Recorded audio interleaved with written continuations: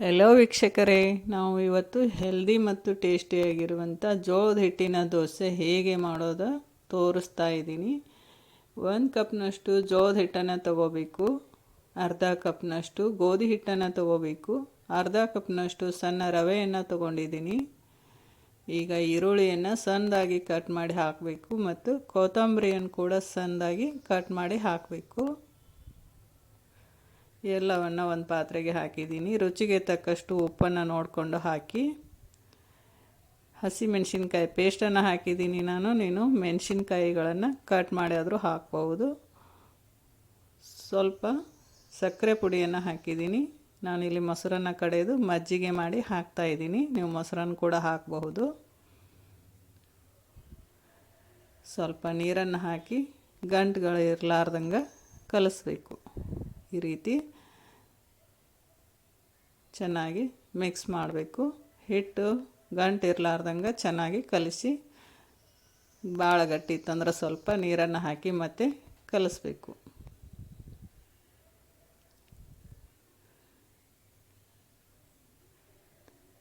ಈಗ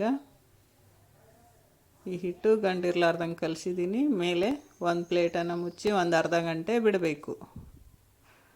ಅರ್ಧ ಗಂಟೆ ಆಗಿದೆ. ಈಗ ಒಲೆ ಹಚ್ಚಿ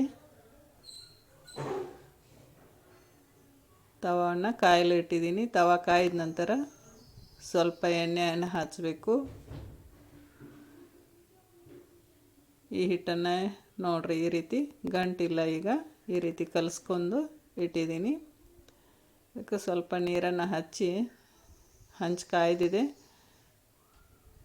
ಈಗ ಈ ದೋಸೆಯನ್ನು ಹಾಕಬೇಕು. ನಾನು ಇಲ್ಲಿ ನೀರು ದೋಸೆ ಥರ ತಿಳುವಾಗಿನೂ ಹಾಕ್ತಾಯಿಲ್ಲ, ದಿಪ್ಪಾಗಿನೂ ಹಾಕ್ತಾಯಿಲ್ಲ, ಮೀಡಿಯಮ್ ಆಗಿ ಹಾಕ್ತಾಯಿದ್ದೀನಿ. ಇದನ್ನು ಹೈ ಫ್ಲೇಮ್ನಲ್ಲೇ ಬೇಯಿಸ್ಕೋಬೇಕು. ಮೇಲ್ಗಡೆ 1-2 ಸ್ಪೂನಷ್ಟು ಎಣ್ಣೆ ಆದರೂ ಹಾಕ್ಬೋದು, ಸ್ವಲ್ಪ ತುಪ್ಪನಾದರೂ ಹಾಕಿ ನಾನಿಲ್ಲಿ ಎಣ್ಣೆ ಹಾಕಿ ಬೇಯಿಸ್ತಾ ಇದ್ದೀನಿ.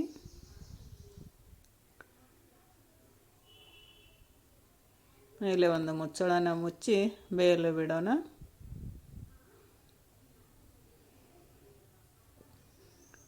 ಈಗ ಇದನ್ನು ಇನ್ನೊಂದು ಸೈಡ್ ಬೇಯಿಸ್ಕೋಬೇಕು. ತುಂಬಾ ಟೇಸ್ಟಿ ಮತ್ತು ಹೆಲ್ತಿಗೆ ಒಳ್ಳೆಯದಾಗಿರುವಂಥ ಜೋಳದ ಹಿಟ್ಟಿನ ದೋಸೆ ಇದು. ಮಾಡಿ ನೋಡಿ ಫ್ರೆಂಡ್ಸ್, ತುಂಬ ರುಚಿಯಾಗಿರುತ್ತೆ. ಚಟ್ನಿ ಸಾಂಬಾರು ಜೊತೆ ತಿನ್ಬಹುದು. ಇದರಲ್ಲಿ ಈರುಳ್ಳಿ ಮತ್ತು ಮೆಣಸಿನ್ಕಾಯಿ ಕೊತ್ತಂಬರಿ ಎಲ್ಲ ಹಾಕಿರೋದ್ರಿಂದ ಮಕ್ಕಳಿಗೆ ಹಾಗೆ ಕೊಟ್ಟರು ತಿನ್ನಲು ಇಷ್ಟಪಟ್ಟು ತಿಂತಾರೆ. ಮತ್ತು ಹೆಂಚು ಕಾಯ್ದಿದೆ. ಈಗ ಸ್ವಲ್ಪ ಎಣ್ಣೆ ಹಾಕಿದ್ದೀನಿ. ಈಗ ಮತ್ತೆ ದೋಸೆಯನ್ನು ಹಾಕೋಣ. ಇದೇ ರೀತಿ ಉಳಿದಿರುವ ಎಲ್ಲ ಹಿಟ್ಟಿನಿಂದ ದೋಸೆಯನ್ನು ಮಾಡಿ ತೆಗೆದಿಡಬೇಕು. ಈಗ ಮೇಲೆ ಎಣ್ಣೆಯನ್ನು ಹಾಕ್ತಾಯಿದ್ದೀನಿ. ಒಂದು ಮುಚ್ಚಳವನ್ನು ಮುಚ್ಚಿ ಒಂದು ಸ್ವಲ್ಪ ಹೊತ್ತು ಬಿಟ್ಟು ಮತ್ತೆ ತೆಗೆದು ಇನ್ನೊಂದು ಸೈಡ್ ಬೇಯಿಸಬೇಕು. ನೋಡಿ ಎಷ್ಟು ಚೆನ್ನಾಗಿ ಬಂದಿದೆ ಜೋಳದ ಹಿಟ್ಟಿನ ದೋಸೆ. ಈ ರೀತಿ ಮಾಡಿಕೊಟ್ರೆ ಮಕ್ಕಳಿಗೆ ಇಷ್ಟಪಟ್ಟು ತಿಂತಾರೆ. ನೋಡಿರಿ ಎಷ್ಟು ಚೆನ್ನಾಗಿ ಬಂದಿದೆ. ಜೋಳದ ಹಿಟ್ಟಿನ ದೋಸೆ ರೆಡಿ. ಚಟ್ನಿ ಸಾಂಬಾರು ಜೊತೆ ಸವಿಯಲು ಜೋಳದ ಹಿಟ್ಟಿನ ದೋಸೆ ರೆಡಿ.